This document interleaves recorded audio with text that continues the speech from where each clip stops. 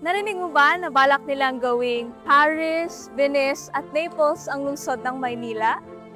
Isang pangarap na hindi lamang ito gawing isang sentro ng pamahalaan, kundi sentro rin ng kagandahan, kultura at sining.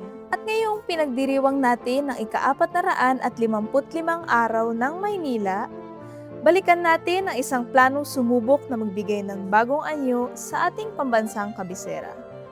Sa unang dekada pa lamang ng pananakop ng mga Amerikano, sinikap na nilang baguhin ang anyo ng kanilang bagong kolonya. At syempre, isa sa mga una nilang proyekto, ang Maynila. Noong June 28, 1905, iprinisenta ng arkitektong si Daniel Burnham ang isang malaking plano para sa kabisera ng Pilipinas. Iminungkahi niya ang isang bagong anyo ng Maynila. Mga naglalaki ang gusaling pamahalaan, mga pasilidad, mga malalawak na kalsada at abenida, at mga parke.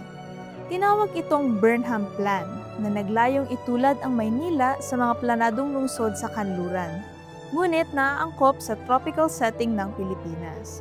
Sa planong ito, ninanais ipakita ng mga Amerikano ang isang bagong kaayusan na iba sa nakasanayan noong panahon ng mga Espanyol.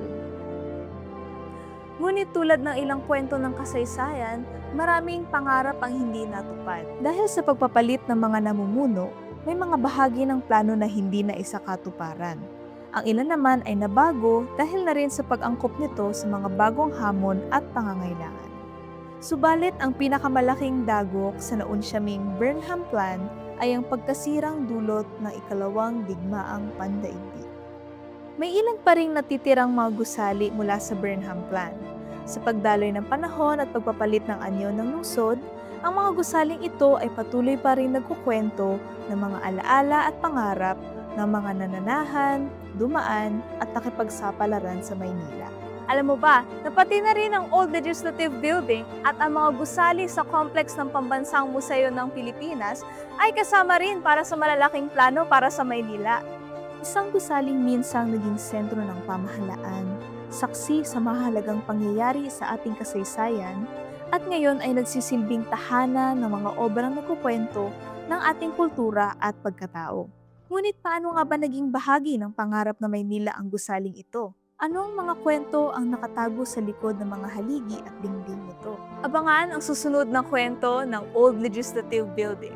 Dahil sa bawat obra, gusali, at kwento ng ating lungsod, may isang bagay tayong natututunan.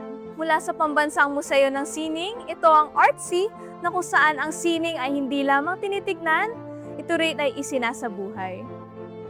Ngayon, alam mo na.